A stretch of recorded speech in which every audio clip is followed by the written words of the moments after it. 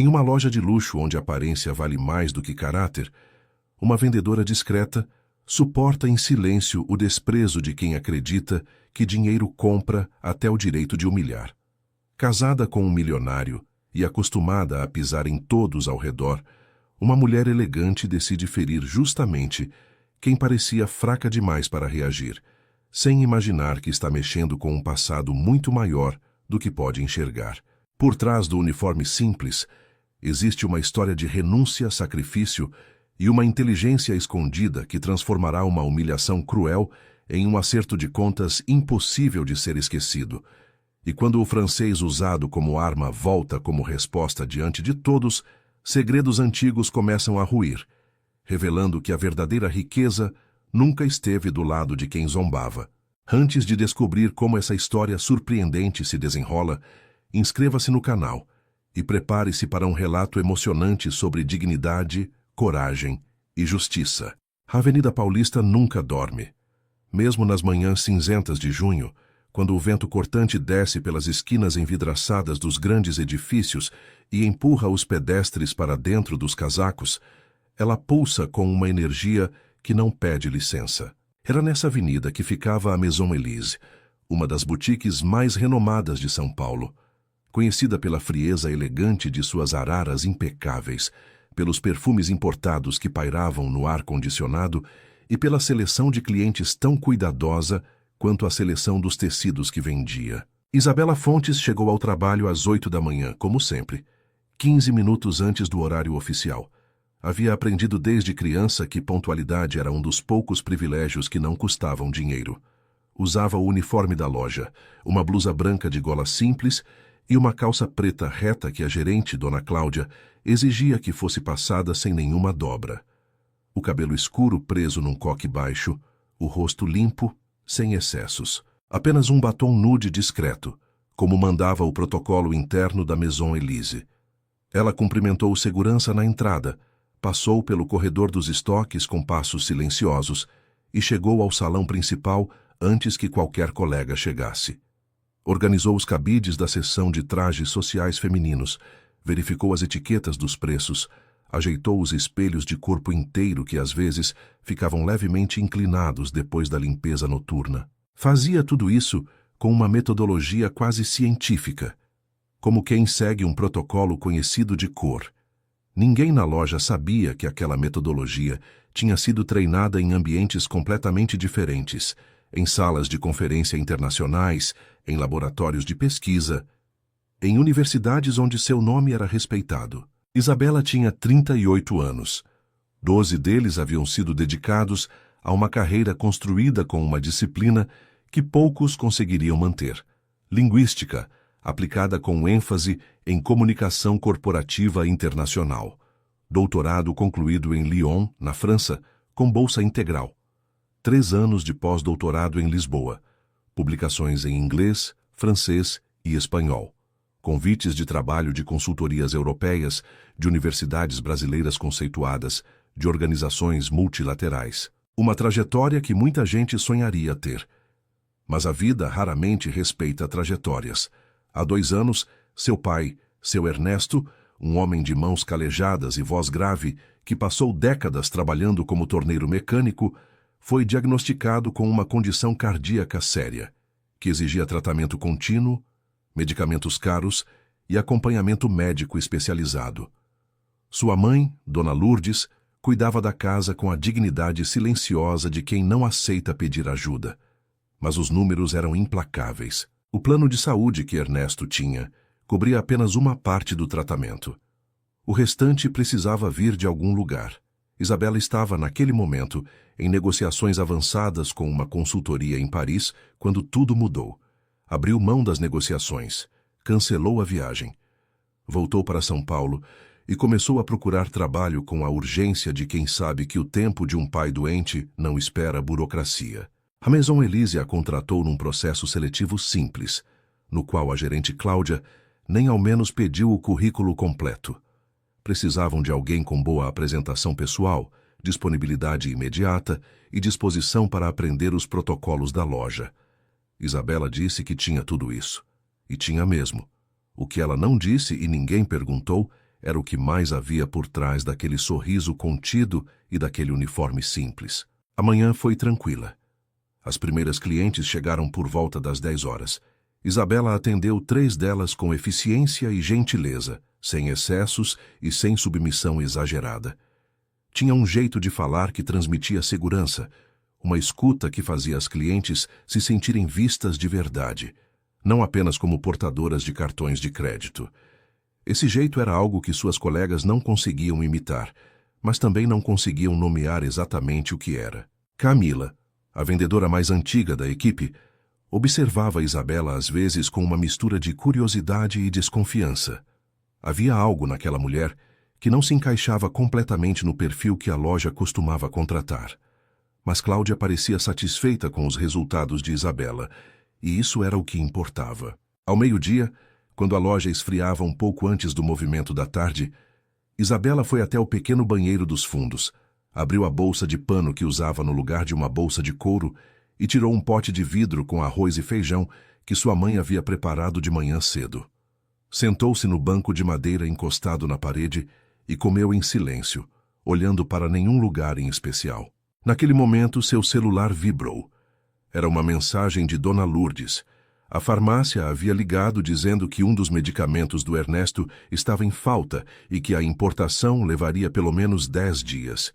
A alternativa custava o dobro. Isabela fechou os olhos por alguns segundos. Fez um cálculo rápido e silencioso.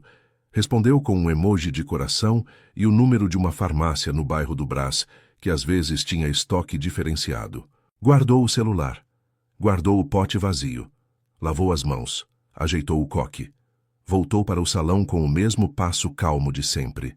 Foi quando a porta da Maison Elise se abriu com aquela espécie de leveza arrogante que só pessoas acostumadas a serem esperadas conseguem produzir. Viviane Monteiro entrou como se o ar da loja já lhe pertencesse antes mesmo de dar o primeiro passo. Alta, loira, com um casaco bege de cachemira que custava mais do que o salário mensal de Isabela, ela varreu o salão com os olhos numa expressão que era ao mesmo tempo tédio e avaliação. Ao seu lado, 2 passos atrás, caminhava seu marido, Rodrigo Monteiro, homem de cabelos grisalhos cortados com precisão, terno escuro e o olhar daqueles que aprenderam a estar presentes sem nunca realmente estar. Camila foi ao encontro dos dois com um sorriso treinado. Viviane a ignorou completamente e dirigiu-se sozinha às araras do fundo, passando os dedos pelas peças com a indiferença de quem já viu tudo. Isabela ficou no seu posto, perto da seção de acessórios, e observou a cena com a atenção discreta que havia desenvolvido ao longo de anos de pesquisa de campo. Havia algo no jeito de Viviane Monteiro que ela reconhecia, não a mulher especificamente, mas o tipo. Aquela maneira de ocupar um espaço como se os outros tivessem obrigação de se retrair. Rodrigo ficou parado perto da entrada, o olhar vago de quem estava ali por obrigação ou hábito. Não parecia desconfortável. Parecia ausente. Viviane pegou um vestido dourado de corte assimétrico, olhou para ele por 2 segundos e o devolveu à arara com um movimento que sugeria que a peça havia sido uma decepção pessoal. Depois se virou e olhou diretamente para Isabela. Por um instante, os olhos das duas se encontraram. Isabela não desviou o olhar. Manteve a expressão aberta, profissional, sem desafio e sem submissão. Viviane desviou primeiro e seguiu em frente pela loja como se aquele encontro de olhares não houvesse acontecido. Mas aconteceu. Isabela sentiu naquele segundo preciso que aquela mulher voltaria e que quando voltasse alguma coisa mudaria. Ela não sabia ainda o quanto estava certa. Viviane Monteiro voltou na quinta-feira seguinte, dessa vez sem o marido. Entrou na Maison Elise pouco depois das 3 da tarde, num horário em que o movimento era mais esparso e a equipe de vendas ficava em estado de espera silenciosa. Usava um sobretudo vermelho que parecia feito exclusivamente para chamar atenção, e trazia ao lado uma amiga igualmente produzida, de nome Fernanda, que ria de tudo que Viviane dizia com aquela risada de quem não quer perder a proximidade com quem tem mais poder. Camila foi recebê-las com o mesmo sorriso de praxe, mas Viviane a dispensou com um gesto vago de mão e começou a circular pela loja como se estivesse fazendo uma inspeção. Isabela estava reorganizando uma vitrine lateral quando as duas se aproximaram da seção que ela ocupava. Ela continuou o que estava fazendo, com movimentos calmos, sem pressa. Foi então que Viviane disse algo em francês. A frase foi dita num tom baixo, quase confidencial, claramente direcionada a Fernanda, mas alta o suficiente para que Isabela pudesse ouvir. Era um comentário sobre seus sapatos. Sapatos simples, de couro sintético, o modelo mais barato que se encaixava dentro do código de vestimenta da loja. Viviane disse, em francês, que aquilo parecia calçado de feira e que era curioso como certas pessoas aceitavam trabalhar num lugar sofisticado sem ao menos tentar parecer parte do ambiente. Fernanda soltou uma risada contida e respondeu também em francês, dizendo que algumas pessoas simplesmente não nasceram para determinados espaços, por mais que tentem. Isabela entendeu cada palavra, cada sílaba, cada intenção por trás da escolha do idioma que as duas julgavam ser um escudo seguro contra qualquer resposta. Ela não disse nada. Continuou ajeitando a vitrine. Respirou fundo uma única vez, de maneira imperceptível, e manteve o rosto neutro com a habilidade de quem passou anos em ambientes nos quais controlar a expressão era uma forma de sobrevivência profissional. Viviane, encorajada pelo silêncio, prosseguiu. Agora comentava o coque de Isabela, dizendo que havia algo de empregada doméstica naquele penteado, que parecia que a moça tinha se arrumado no banheiro de um posto de gasolina. Fernanda concordou com um murmúrio e acrescentou que pelo menos ela sorria bem, o que provavelmente era o único requisito que tinham exigido na contratação. Isabela terminou de posicionar a última peça da vitrine, deu um passo atrás para verificar o conjunto e se virou para as duas com um sorriso profissional impecável. "Posso ajudá-las com alguma coisa?" perguntou em português, com uma voz que não deixava escapar absolutamente nada do que fervia por dentro. Viviane olhou para ela como se estivesse olhando para um objeto que não tinha certeza se queria tocar. Disse que queria ver os lenços importados. Isabela as conduziu até a seção correspondente com a mesma eficiência de sempre. Apresentou as peças, explicou as procedências, indicou as combinações possíveis. Viviane escolheu 2 lenços, sem demonstrar nenhum entusiasmo. Pagou com um cartão preto sem olhar para o valor e saiu da loja com Fernanda, ainda rindo de alguma piada que havia ficado entre as duas. Quando a porta se fechou, Camila se aproximou de Isabela com uma expressão de simpatia levemente exagerada. "Essa mulher é horrível", disse Camila, "mas é cliente VIP. Melhor não dar bola." Isabela assentiu com um sorriso breve e voltou para o seu posto. Naquela noite, depois de preparar o jantar para os pais e dar a medicação do pai no horário correto, ela foi até o quarto que dividia com caixas antigas e uma escrivaninha pequena encostada na janela. Abriu a gaveta inferior da escrivaninha.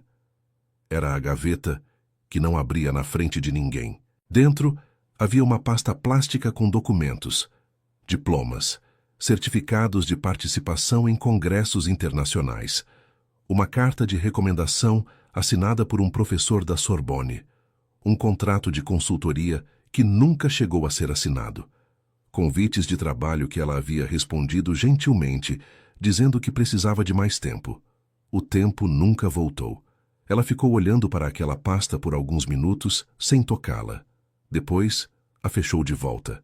Apagou a luz. Nos dias seguintes, Viviane voltou mais 2 vezes. E em cada visita, o mesmo padrão se repetia.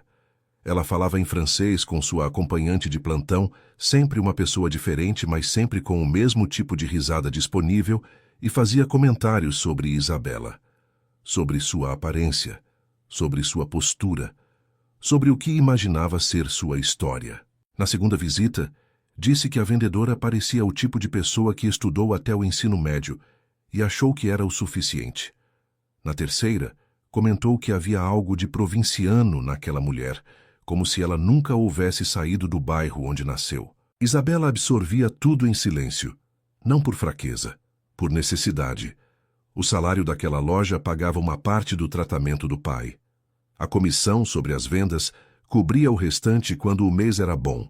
Aquele emprego não era apenas um emprego, era o que mantinha Ernesto Fontes vivo e recebendo os cuidados que precisava. E Isabela sabia, com a clareza dolorosa de quem já fez as contas inúmeras vezes, que perder aquele emprego por causa de um confronto com uma cliente influente não era uma opção que ela podia se dar ao luxo de considerar. Mas havia um limite. Ela ainda não sabia exatamente onde era esse limite. Sabia apenas que ele existia. Certa tarde, enquanto Viviane estava no provador experimentando um conjunto de inverno, Rodrigo Monteiro entrou na loja sozinho. Parecia procurar a esposa sem grande urgência, mais como quem cumpre um roteiro do que como quem quer reencontrar alguém. Ficou parado perto da entrada por um momento e então seus olhos pousaram em Isabela. Ela estava organizando etiquetas numa araras próxima.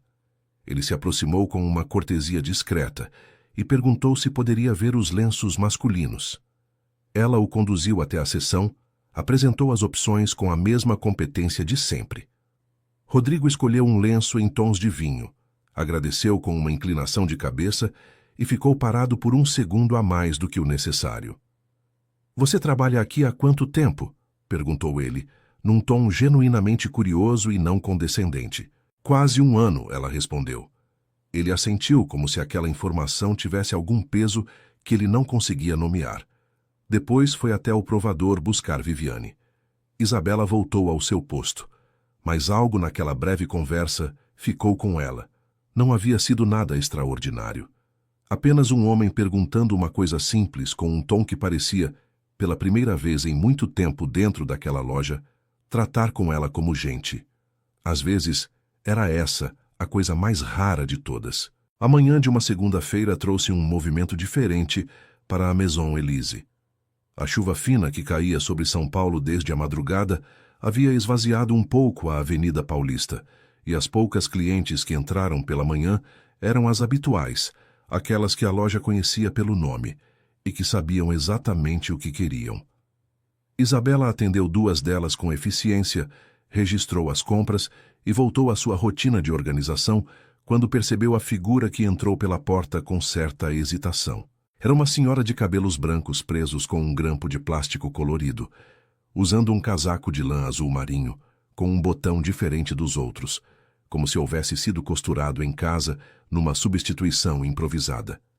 Ela carregava uma bolsa de tecido com alças curtas e olhava ao redor com aquela mistura de admiração e desconforto de quem não tem certeza se está no lugar certo. Camila olhou para ela por um segundo e logo desviou o olhar, voltando para a conversa no celular que havia interrompido brevemente. A outra vendedora, Priscila, que havia chegado naquele mês para reforçar a equipe, fez questão de começar a arrumar uma arara que estava do outro lado do salão, longe da porta. Isabela foi até a senhora. "Boa tarde", disse ela com um sorriso que não era o sorriso de protocolo, mas o outro, o genuíno. "Em que posso ajudá-la?" A senhora pareceu aliviar um pouco. Disse que se chamava Dona Conceição e que estava procurando um presente. Explicou, com uma voz que carregava o sotaque do interior de Minas Gerais, que sua filha havia concluído a especialização em pedagogia depois de anos se dedicando ao trabalho e à família ao mesmo tempo, e que ela queria comprar algo especial para celebrar. Algo que a filha nunca compraria para si mesma. Isabela a conduziu pela loja com paciência e atenção, sem nenhuma pressa. Perguntou sobre o estilo da filha, sobre o que ela gostava de usar no dia a dia, se preferia cores neutras ou algo mais marcante. Dona Conceição respondia com detalhes pequenos e afetivos, contando histórias enquanto falava, como as pessoas fazem quando se sentem ouvidas de verdade. Chegaram a um vestido de linho em azul cinza, com corte reto e detalhes delicados no decote. Dona Conceição tocou o tecido com cuidado, como quem toca algo frágil, e disse que era exatamente o tipo de coisa que sua filha jamais escolheria para si, mas que ficaria lindo nela. Isabela verificou o preço discretamente. R$ 380, que era acessível para os padrões da Maison Elise, mas claramente acima do que Dona Conceição havia planejado. A senhora olhou para a etiqueta com uma expressão que tentou disfarçar, mas não conseguiu completamente. Isabela pensou rápido. Havia uma promoção interna que a loja aplicava eventualmente para peças com pequenas imperfeições de acabamento, uma categoria que Cláudia permitia que as vendedoras usassem com critério. Isabela examinou o vestido com atenção e encontrou numa costura lateral quase invisível um pontinho levemente solto que passaria despercebido até para um olho treinado. Era suficiente. Dona Conceição, este modelo tem um pequeno detalhe de acabamento que nos permite aplicar um desconto, disse Isabela com naturalidade. Posso oferecer por 290. A senhora piscou. 290? Isso mesmo. Dona Conceição ficou quieta por um segundo, e então seus olhos marejaram levemente. Não foi uma coisa dramática. Foi o tipo de emoção que aparece quando alguém está esperando ser tratado de uma forma e é surpreendido por outra. Minha filha vai ficar tão feliz, disse ela em voz baixa, como se estivesse dizendo para si mesma. Isabela embrulhou o vestido com o papel de seda da loja, colocou na sacola com o laço de fita dourada, que era o padrão da Maison Elise, e entregou para Dona Conceição com as duas mãos, como se fosse um presente de fato. A senhora saiu da loja com um passo diferente do que havia entrado, mais firme, mais leve ao mesmo tempo. Isabela ficou olhando para a porta por um instante depois que ela foi embora. Havia algo naquele gesto simples que havia aquecido alguma coisa dentro dela que estava fria há muito tempo. A certeza de que sua competência ainda existia, que seu julgamento ainda era bom, que seu cuidado com as pessoas ainda funcionava. Não precisava de um escritório internacional para exercer isso. Precisava apenas de uma oportunidade de ser ela mesma, por menor que fosse o espaço. À tarde, Cláudia a chamou para uma conversa rápida no escritório. Isabela entrou preparada para qualquer coisa, mas a gerente apenas a informou que a loja havia recebido um comunicado importante. A Maison Elise havia sido selecionada para participar de uma reunião com representantes da Beaumont & Associés, uma consultoria francesa de moda com escritório em Paris, que estava em expansão para o mercado latino-americano. A reunião aconteceria em 3 semanas, no próprio salão da loja, e seria uma oportunidade de fechar uma parceria exclusiva de coleções. O problema, disse Cláudia com o rosto levemente contraído, era que os representantes da Beaumont & Associés preferiam conduzir a reunião em francês. Eles falavam português de forma limitada e inglês apenas no nível funcional. A loja não tinha ninguém com esse perfil na equipe. Estamos pensando em contratar um tradutor externo, mas o custo é alto. E a contratação de última hora pode parecer pouco profissional, disse Cláudia, pensando em voz alta mais do que consultando Isabela. Isabela ficou em silêncio por um momento. Sentiu o peso daquele silêncio de maneira quase física. Era um daqueles momentos em que uma pessoa pode escolher permanecer invisível ou dar um passo adiante. Ela respirou. Dona Cláudia, disse ela com calma, eu falo francês. Cláudia olhou para ela. Fluentemente, continuou Isabela. Doutorado em Lyon, já trabalhei com documentação e negociação em contexto internacional por mais de 10 anos. O silêncio que se seguiu foi de um tipo diferente. Era o silêncio de alguém remontando uma imagem que havia montado de maneira errada. Cláudia ficou olhando para Isabela por vários segundos sem dizer nada. Depois abriu a gaveta da mesa, tirou um bloco de anotações e disse: me conta mais sobre isso.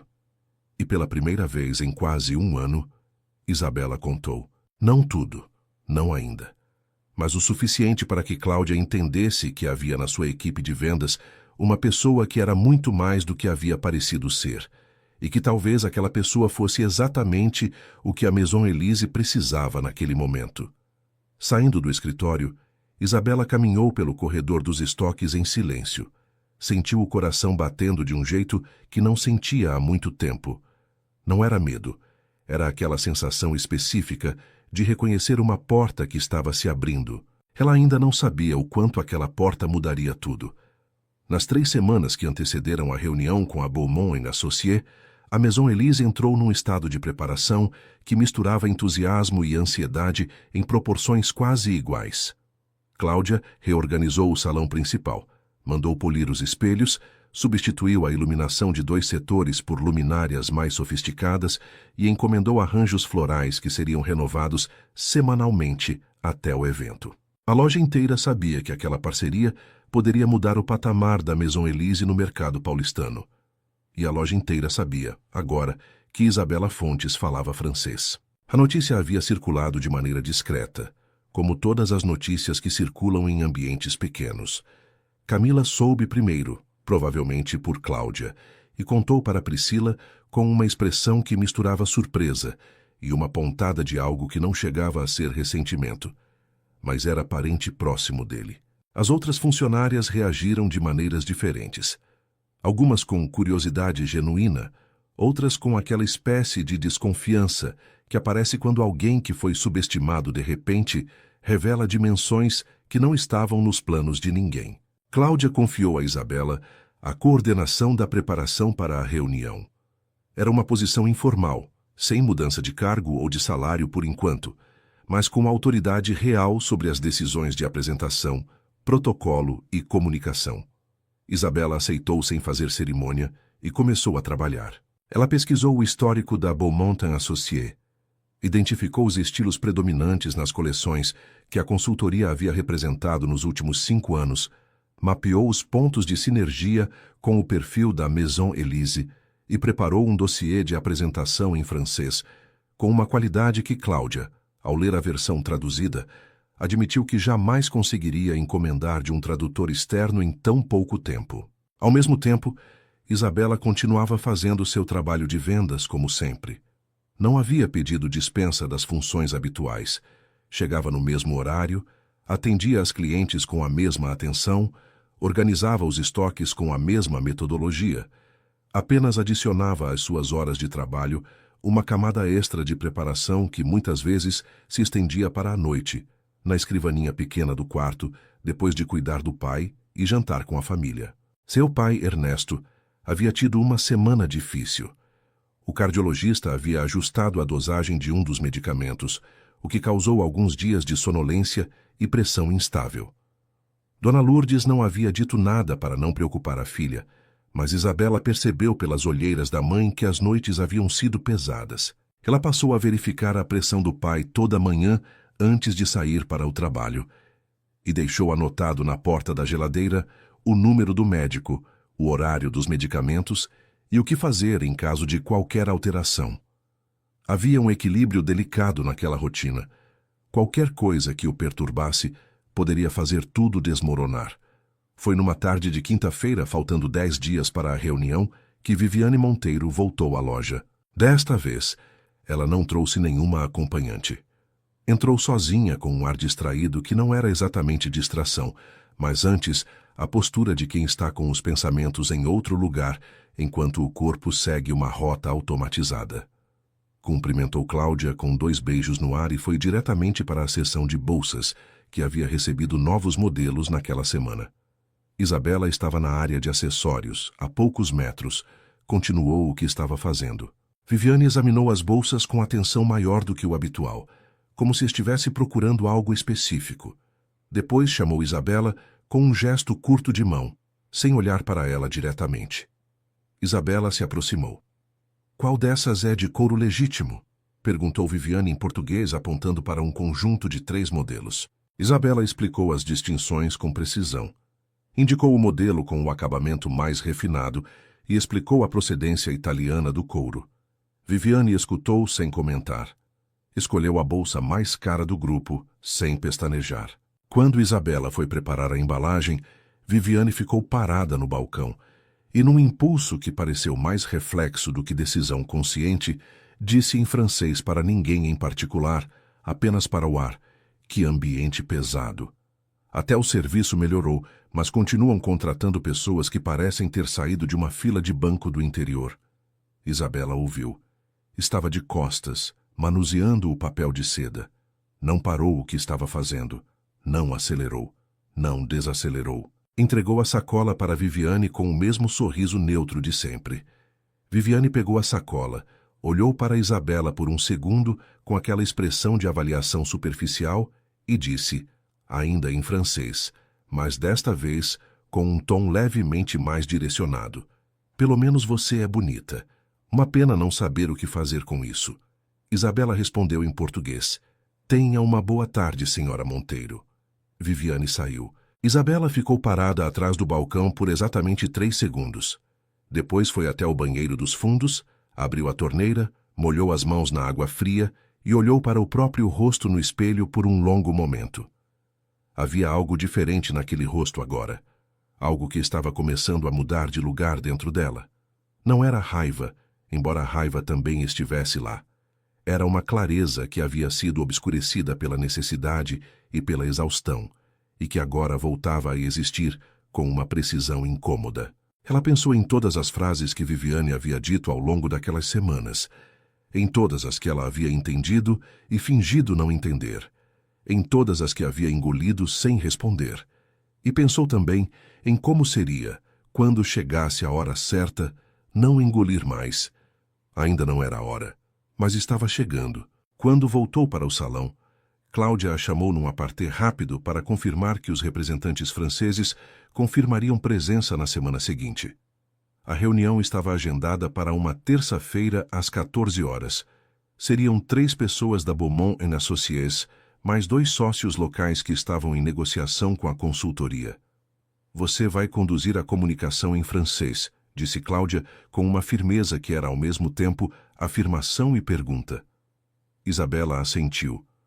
Pode deixar comigo, disse ela. E desta vez, havia algo na voz dela que não estava lá antes. Uma convicção tranquila. O tipo de convicção que não precisa de aprovação para existir, porque vem de um lugar que não depende do que os outros pensam. Ela voltou para o salão e continuou trabalhando. A reunião era em 10 dias, e quando ela chegasse, Isabela Fontes estaria pronta. A terça-feira chegou com um sol firme e inesperado para o inverno paulistano, como se a cidade houvesse decidido, naquele dia específico, cooperar com algo que estava prestes a acontecer. Isabela acordou às 6 da manhã, verificou a pressão do pai antes mesmo de tomar café, ajudou a mãe a organizar os medicamentos da semana em um compartimentalizador de plástico que haviam comprado numa farmácia do bairro e chegou à Maison Elise às 7h40, mais cedo do que qualquer outro dia. Ela tinha consigo uma pasta de documentos que havia preparado ao longo dos últimos dias. Dentro, o dossiê de apresentação em francês, uma versão em português para referência de Cláudia, um resumo dos pontos de negociação que considerava essenciais e anotações pessoais sobre o histórico da Beaumont & Associés, que havia compilado durante as pesquisas noturnas. A pasta era de couro simples, já um pouco desgastada nas bordas, a mesma que usava desde os tempos de universidade. Cláudia chegou às 8h30 e encontrou o salão principal já reorganizado. Isabela havia movido discretamente as araras centrais para criar uma área de convivência mais ampla, posicionado 2 mesas auxiliares com amostras das principais coleções da loja e preparado um espaço para apresentação que equilibrava a elegância do ambiente com a funcionalidade necessária para uma reunião de negócios. Havia uma jarra de água mineral, taças de cristal e uma cesta com petit four que ela havia encomendado numa confeitaria a 2 quadras da loja, usando parte da verba de recepção que Cláudia havia liberado. Cláudia ficou parada na entrada do salão por um momento olhando para o ambiente. Você fez tudo isso esta manhã? Perguntou ela. Comecei ontem à noite antes de fechar a loja, disse Isabela. Terminei agora. Cláudia assentiu com uma expressão que Isabela não conseguiu classificar completamente. Havia ali respeito, talvez alguma coisa que se aproximava de constrangimento, a consciência tardia de ter tido ao lado alguém que havia sido subutilizado por quase um ano. A equipe chegou ao longo da manhã. O movimento de clientes foi reduzido deliberadamente para o período da tarde por orientação de Cláudia, que queria o espaço disponível para a reunião. Camila e Priscila foram orientadas a ficarem disponíveis, mas discretas. Isabela seria o ponto central de contato com os visitantes franceses. Os representantes da Beaumont & Associés chegaram às 14 horas em ponto, o que já dizia algo sobre o nível de profissionalismo com que conduziam seus negócios. Eram 3. Uma mulher de cabelos curtos prateados chamada Marguerite Delvaux, que era a diretora de expansão da consultoria. Um homem jovem chamado Edouard, assistente de Marguerite, que trazia uma pasta idêntica à de Isabela, mas de couro muito mais novo, e uma terceira pessoa, Sylvie, que era especialista em curadoria de coleções e havia chegado de Paris 2 dias antes, especificamente para aquela visita.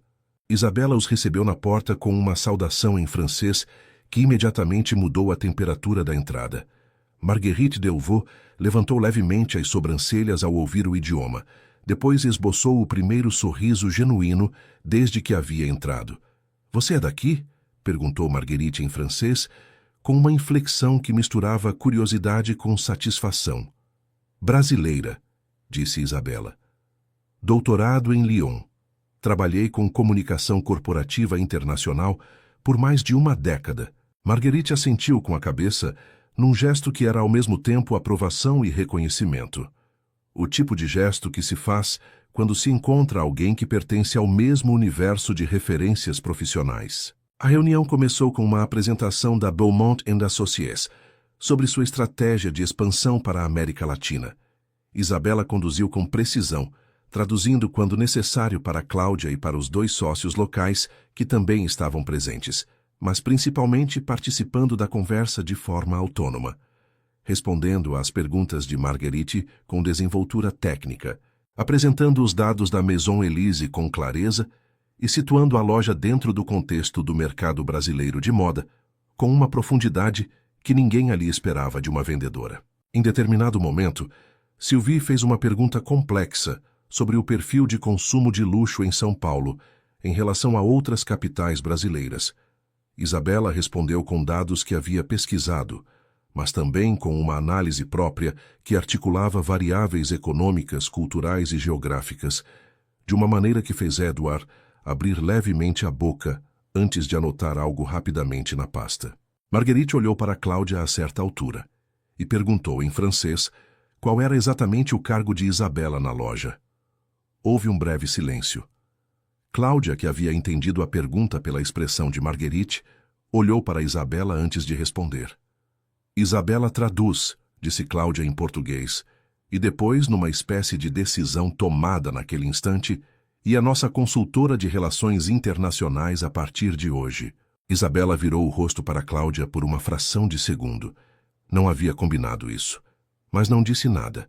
A reunião se estendeu por quase 2 horas. Quando chegou ao ponto de discussão sobre os termos da parceria, Isabela sugeriu em francês uma estrutura de colaboração que havia imaginado sozinha ao longo das semanas de preparação, baseada num modelo híbrido que havia visto ser aplicado em contextos similares durante seu trabalho de pesquisa. Marguerite e Sylvie trocaram um olhar. Edward já havia parado de anotar e estava apenas ouvindo. Ao final, quando os representantes da Beaumont & Associés se levantaram para se despedir, Marguerite se dirigiu diretamente a Isabela e disse, num tom que não era elogio performático, mas reconhecimento genuíno, que havia sido uma das reuniões mais produtivas que havia tido desde o início do projeto de expansão. Isabela agradeceu com a mesma compostura com que havia conduzido tudo aquilo. Quando a porta da loja se fechou atrás dos franceses, o salão ficou em silêncio por um instante. Depois, Cláudia soltou um longo suspiro e disse, Meu Deus! Camila, que havia assistido a tudo de longe, sem entender nada do que havia sido dito em francês, ficou parada com uma expressão que Isabela reconheceu como o espanto específico de quem acabou de remontar uma imagem que havia montado errado. Isabela foi até sua bolsa de pano, tirou um copo dobrável que carregava consigo, encheu com água da jarra de cristal que havia sobrado da reunião e bebeu devagar, de costas para todos. Ela pensou em Ernesto Fontes, em casa, talvez dormindo na poltrona da sala, com os medicamentos alinhados na mesinha ao lado. Pensou em Dona Lourdes na cozinha, pensou nos diplomas na gaveta da escrivaninha. Não disse nada para ninguém, mas algo havia se deslocado, não apenas dentro da loja, dentro dela. E o pior, ou o melhor, ainda estava por vir. A notícia sobre a reunião com os franceses se espalhou com aquela velocidade específica das coisas que as pessoas querem contar antes que alguém as conte por elas. No dia seguinte, Cláudia reuniu a equipe brevemente e informou que a parceria com a Beaumont & Associés estava avançando e que a Maison Elise teria novidades institucionais em breve. Não disse muito mais, mas disse o suficiente para que todos entendessem que a loja havia dado um salto, e que esse salto havia ocorrido com Isabela Fontes no centro. Camila foi a primeira a mudar de postura, não de maneira dramática, mas como um ajuste gradual, uma gentileza que antes não existia e que agora aparecia em pequenos gestos. Guardar a caneta depois de usar e deixar no lugar de onde Isabela costumava pegar. Perguntar se ela queria um café antes de preparar o seu. Priscila seguiu no mesmo sentido. Havia um reconhecimento silencioso que percorria o ambiente e que não precisava ser dito em voz alta para ser compreendido. Isabela notava tudo isso e não deixava que mudasse seu comportamento. Continuava chegando no mesmo horário, fazendo as mesmas tarefas, atendendo as clientes com a mesma atenção. A diferença estava dentro dela, num eixo interno que havia se realinhado com a reunião e que a deixava mais firme, mais inteira, ainda que os problemas externos continuassem os mesmos. Naquela semana, o médico de Ernesto havia recomendado um exame mais sofisticado que não era coberto pelo plano de saúde. O custo era de quase R$ 2.000. Isabela havia guardado parte desse valor, mas ainda faltava uma quantia considerável. Ela resolveu conversar com Cláudia sobre um adiantamento salarial, o que a gerente concedeu sem hesitação, com uma rapidez que teria sido diferente algumas semanas antes. Tudo estava em movimento, câmbios pequenos, mas reais. Foi numa sexta-feira, 6 dias depois da reunião, que Viviane Monteiro voltou à loja. Desta vez, chegou um pouco antes das 16 horas, ainda de casaco apesar do sol mais firme daquele dia, e veio acompanhada de Rodrigo Monteiro. Os dois entraram juntos, mas havia entre eles uma distância que não era apenas física.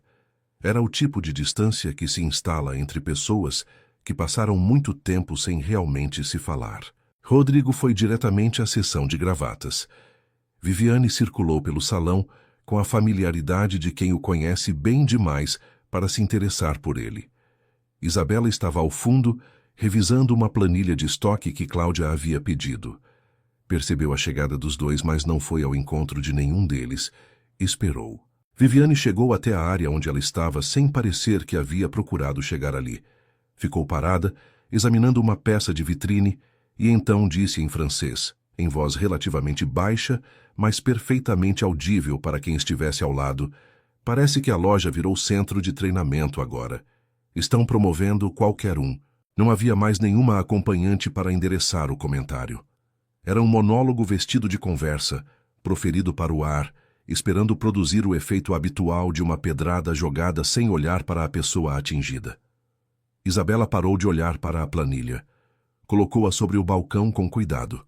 Virou-se para Viviane com uma calma que não era contida nem forçada. Era o tipo de calma que se tem quando não há mais nada a perder e muito a recuperar. Em francês impecável, com um sotaque que carregava as inflexões específicas de quem aprendeu o idioma em Lyon e o aprofundou em anos de uso profissional, Isabela disse: "Madame Monteiro, je pense que vous m'avez peut-être mal comprise depuis le début." Então trocou para o português para garantir que ninguém na sala perdesse nenhuma palavra. "Acredito que a senhora me compreendeu mal desde o início." O silêncio que caiu no salão não foi gradual. Foi imediato, como se alguém houvesse pressionado um botão. Viviane ficou parada. Pela primeira vez desde que Isabela a havia visto entrar naquela loja semanas atrás, a compostura da mulher vacilou de maneira visível. Os olhos se abriram levemente, um movimento involuntário que revelava o que havia por baixo da pose. Surpresa, depois desconforto, depois algo que começava a se parecer com a compreensão do tamanho do erro que havia sido cometido. Isabela continuou em francês, com uma fluidez absolutamente natural. "Tenho escutado a senhora com atenção ao longo de várias visitas, cada frase que foi dita sobre meus sapatos, sobre meu penteado, sobre minha aparência e sobre o que a senhora imaginou ser minha história. Entendi tudo, desde o começo." Havia pessoas olhando. Camila parada perto da arara. Priscila com a mão suspensa sobre uma etiqueta. Rodrigo Monteiro, que havia se virado da seção de gravatas ao ouvir o francês, agora parado com um lenço na mão, olhando. Isabela não ergueu a voz. Não havia necessidade. O francês que ela falava preenchia o espaço com uma autoridade que dispensava qualquer volume. A senhora falou em francês porque acreditava que eu não entenderia, disse Isabela. É uma estratégia que funciona quando se escolhe mal os interlocutores. Eu me formei em Lyon, trabalhei com documentação internacional por mais de uma década e, na semana passada, conduzi a reunião que garantiu a parceria desta loja com a Beaumont Associés, em francês. Viviane abriu a boca. Fechou.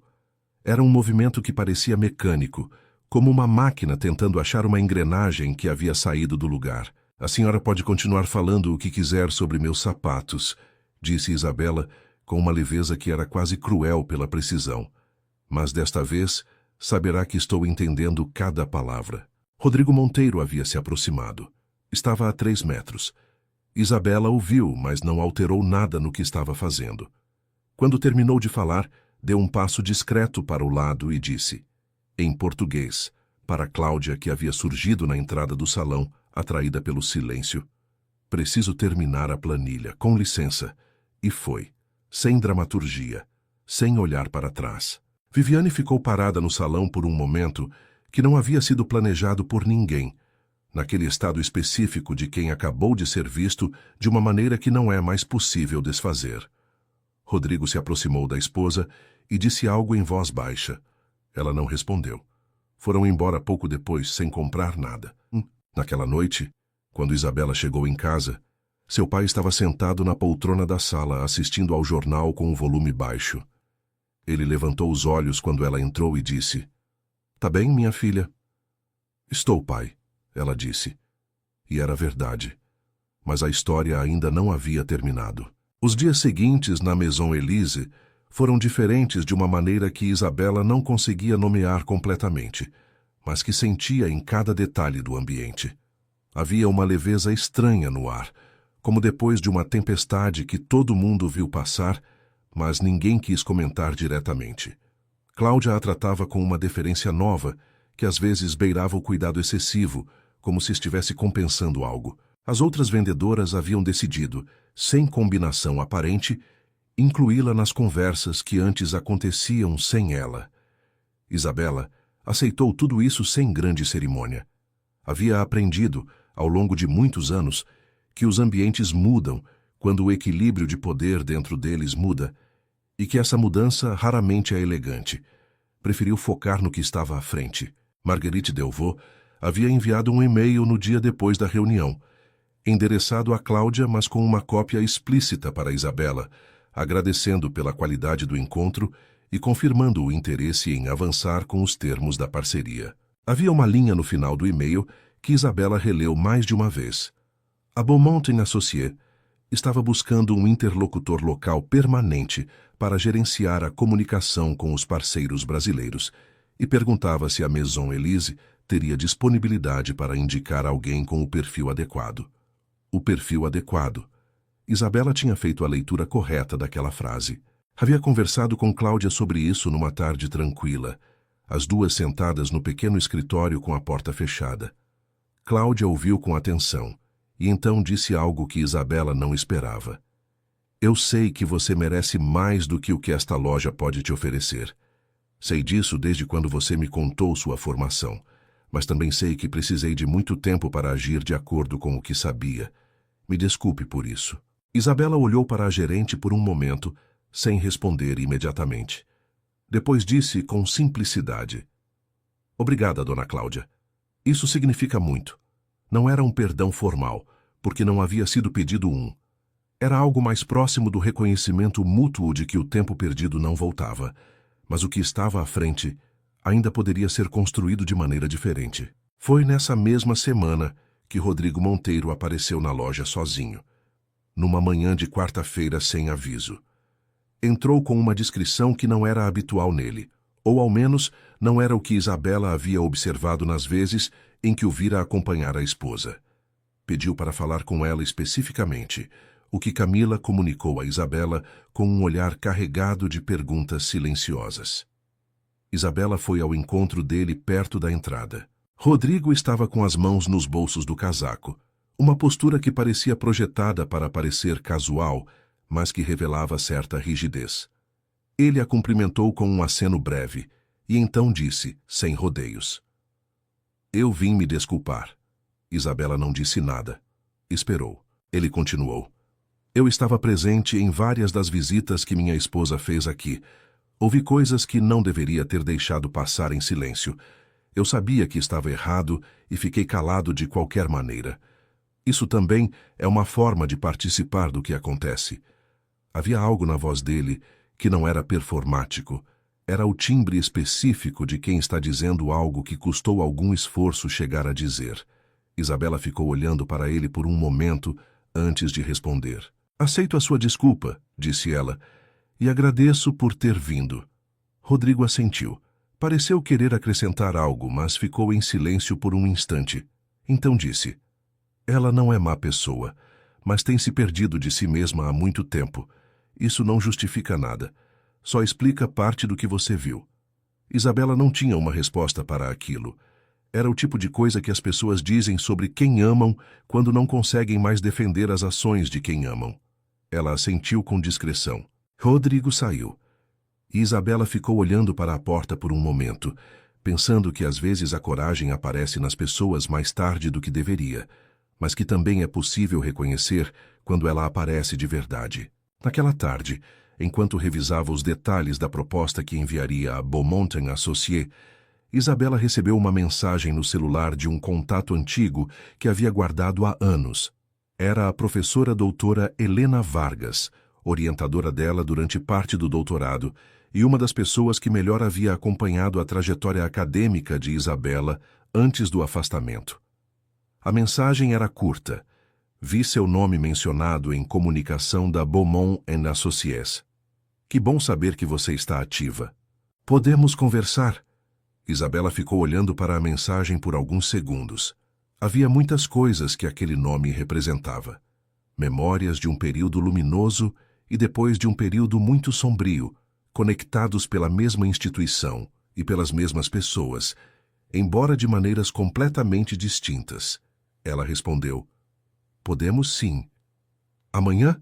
A professora confirmou.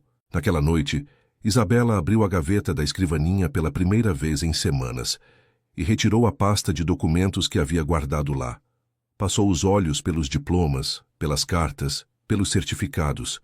Havia também uma pasta mais fina, com uma cor diferente, que ela sempre deixava no fundo da pilha. Dentro dela estavam documentos de outro tipo, correspondências, protocolos internos, registros de uma situação que havia acontecido 7 anos atrás dentro de uma universidade e que havia mudado o curso de tudo. Ela os tirou e leu com atenção, como se os estivesse vendo pela primeira vez, embora os conhecesse de cor. A memória é uma coisa curiosa. Às vezes, o que parece estar enterrado apenas estava esperando o momento certo para ser desenterrado com propósito. Isabela dormiu tarde naquela noite, mas dormiu bem. E quando o dia seguinte chegou, ela saiu de casa com a pasta de documentos na bolsa de pano, caminhou até o ponto de ônibus debaixo de um sol tímido de inverno e pensou que havia chegado a hora de contar o que havia guardado por tempo demais. A professora Helena Vargas era uma mulher de cabelos brancos e postura ereta, que transmitia, mesmo ao telefone, a sensação de que estava prestando atenção em tudo.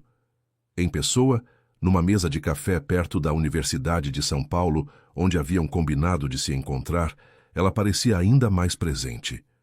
Tinha 70 anos e a energia de quem ainda tinha muita coisa a fazer com eles. Isabela chegou com a bolsa de pano e a pasta de documentos dentro. Pediu um café. A professora já estava com o segundo. Você sumiu do radar, disse Helena sem rodeios. Soube que tinha saído do país, depois que havia voltado, e depois mais nada. Isabela explicou com brevidade o essencial: o diagnóstico do pai, o retorno para São Paulo, a dificuldade de recolocar-se no mercado acadêmico depois de uma ausência não planejada, a decisão de trabalhar na loja enquanto a situação se estabilizava. Helena ouviu tudo sem interromper. Quando Isabela terminou, a professora ficou quieta por alguns segundos e então disse: Você mencionou dificuldade de recolocação, mas sei que sua competência não mudou. O que mudou? Foi ali que Isabela decidiu abrir a pasta. Ela colocou os documentos sobre a mesa com cuidado, como quem distribui cartas que foram guardadas por tempo demais. A história que eles contavam era esta. 7 anos antes, Isabela havia trabalhado como pesquisadora associada numa universidade particular de São Paulo, com programas de cooperação internacional. Durante esse trabalho, havia identificado irregularidades num conjunto de contratos de bolsas financiadas por organismos europeus. Irregularidades que envolviam desvio de recursos e falsificação de relatórios de pesquisa. Havia documentado tudo com o rigor de quem foi treinada a documentar. Havia também denunciado internamente, e foi ali que o problema começou. A instituição, em vez de investigar os responsáveis, havia conduzido um processo interno que terminou com Isabela sendo apontada como a fonte do problema, acusada de manipulação de dados e conduta antiética. O processo havia sido encerrado de maneira formal, sem punições públicas de nenhum lado, mas com um acordo tácito de que Isabela não continuaria na instituição e que o episódio não seria discutido. Ela havia ido embora. Havia tentado reconstruir fora do país e havia conseguido até que o pai adoeceu. Helena Vargas leu os documentos em silêncio, um a um, com aquela expressão de quem processa informação sem deixar que a emoção interfira na leitura. Quando terminou, colocou a última folha sobre as outras com um movimento preciso e olhou para Isabela. Quem eram os responsáveis? Perguntou ela. Havia várias pessoas, disse Isabela, mas a principal articuladora do processo que me tirou de lá era uma assessora do conselho gestor da instituição que depois saiu da universidade e foi trabalhar com o marido que tem uma empresa de investimentos. O sobrenome dela antes de casar era Vasconcelos. O atual é Monteiro. Helena ficou imóvel por um segundo. Viviane Vasconcelos Monteiro, disse Isabela. A professora assentiu lentamente, como quem fecha um círculo que levou tempo demais para fechar. Nos dias seguintes, Helena Vargas usou sua rede de contatos, que era extensa e antiga, para verificar o que podia ser verificado. Não havia nada ilegal em reabrir uma conversa sobre um processo institucional mal conduzido, especialmente quando havia documentação. Havia colegas que ainda estavam naquela universidade, pessoas que haviam ficado desconfortáveis com o que havia acontecido 7 anos antes e que nunca haviam tido a oportunidade de dizer isso formalmente. Isabela não buscou confronto público. Não era isso que queria. O que queria era mais simples e mais difícil ao mesmo tempo, que o registro fosse corrigido, que seu nome não carregasse mais a sombra de uma acusação que ela sabia ser falsa, porque havia sido feita para proteger quem deveria ter sido investigado. 2 semanas depois, a professora Helena a chamou para um segundo encontro. Desta vez havia também um advogado especializado em direito universitário, um homem quieto e metódico chamado Dr. Fábio, que havia analisado os documentos que Isabela possuía e confirmado que havia base suficiente para solicitar formalmente a revisão do processo institucional e a retirada de qualquer registro negativo associado ao nome dela nos arquivos da universidade. O processo seria administrativo, não judicial. Discreto, mas real. Enquanto isso, Rodrigo Monteiro havia tido uma conversa com a esposa que Isabela nunca soube nos detalhes, mas cujos efeitos ela observaria em breve. Rodrigo era um homem que havia ficado em silêncio por tempo demais, por conforto, por comodidade, por aquela espécie de covardia gentil que não reconhece a si mesma como covardia. Mas há um ponto em que o silêncio se torna mais pesado do que qualquer palavra, e ele havia chegado a esse ponto. Numa tarde de sábado, Viviane Monteiro entrou na Maison Elise pela última vez. Não havia acompanhante. O sobretudo era branco desta vez, e havia algo na sua postura que era diferente de todas as outras vezes. Não era a pose, era a ausência dela. Ela pediu para falar com Isabela. As duas ficaram de frente uma para a outra, numa parte lateral do salão que estava temporariamente sem outras pessoas por pura coincidência. Viviane abriu a boca e fechou uma vez antes de falar. Então disse, em português, sem desviar o olhar: Eu soube que você está buscando a revisão do que aconteceu em 2017, e eu não vou criar obstáculos para isso. Isabela não respondeu imediatamente. Viviane continuou. Eu não era a única pessoa envolvida naquele processo, mas fui parte dele. Tomei decisões que não deveria ter tomado para proteger pessoas que não mereciam ser protegidas. Não posso desfazer o que foi feito, mas posso não me opor ao que você tem direito de buscar. Havia naquela frase uma dignidade mínima que Isabela reconheceu como o máximo que a situação podia produzir. Não era uma confissão completa, não era uma reparação, mas era alguma coisa real, dita em voz alta por alguém que havia passado anos achando que o que tinha feito era invisível. Eu entendo, disse Isabela, e obrigada por vir dizer isso pessoalmente. Viviane assentiu uma vez e saiu. Isabela ficou parada por um momento no mesmo lugar. Respirou. E então se virou para voltar ao trabalho. Havia muito ainda a fazer, mas o peso que havia carregado por 7 anos estava finalmente começando a se mover. 3 meses depois daquela tarde de sábado, a Maison Elise tinha um novo cartão de visitas, literalmente. O cartão impresso em papel creme de alta gramatura trazia o logotipo da loja ao lado do símbolo discreto da Beaumont & Associés. E abaixo disso, num tipo de letra ligeiramente menor, as palavras Parceira Oficial para a América do Sul. Era um detalhe de design, mas era também uma declaração. Cláudia havia feito o que havia prometido. O cargo de consultora de relações internacionais existia agora de maneira formal, com contrato revisado, remuneração correspondente ao nível da função e uma sala pequena mas real nos fundos da loja, que antes era usada como depósito secundário e que Isabela havia transformado, com poucos recursos e muito critério, num espaço de trabalho funcional e discretamente elegante. Ela ainda atendia clientes algumas vezes por semana. Não porque precisasse, mas porque gostava. Havia algo no atendimento direto, no contato com as pessoas, que ela não queria perder. Dona Cláudia nunca a pressionou a deixar de fazer isso. Talvez porque soubesse, sem que ninguém precisasse dizer, que aquele gesto era também uma forma de Isabela manter os pés no chão que havia escolhido pisar quando voltou para o Brasil. O tratamento de Ernesto Fontes havia entrar numa fase mais estável. O novo medicamento estava funcionando melhor do que o anterior, e o cardiologista havia dado um prognóstico cauteloso, mas encorajador. Dona Lourdes havia retomado o hábito de fazer o bolo de laranja nas tardes de domingo, o que para a família inteira funcionava como um indicador tácito de que as coisas estavam melhores. O exame que havia preocupado Isabela semanas antes havia sido feito, e os resultados eram bons. Ela havia pagado sem precisar de adiantamento desta vez. O processo de revisão institucional, conduzido pelo Dr. Fábio com a supervisão de Helena Vargas, foi concluído sem grande ruído público, que era exatamente o que Isabela havia pedido. Havia um registro formal reconhecendo que o processo de 2017 havia sido conduzido com irregularidades procedimentais que comprometiam suas conclusões. O nome de Isabela havia sido retirado de qualquer anotação negativa nos arquivos da instituição. Não era uma declaração dramática. Era burocrático, técnico, quase austero.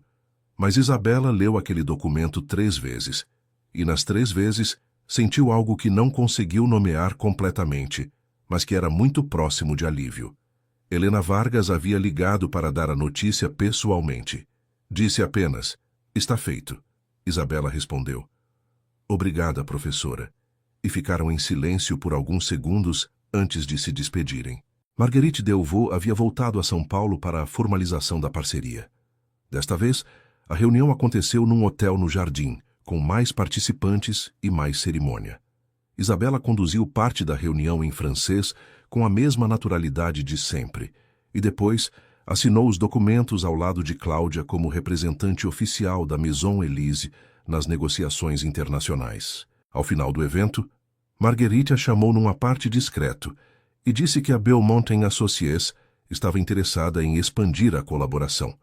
Haveria, nos próximos meses, um projeto piloto de curadoria de coleções para o mercado brasileiro, e eles precisavam de alguém que conhecesse o contexto local com a profundidade que Isabela demonstrava.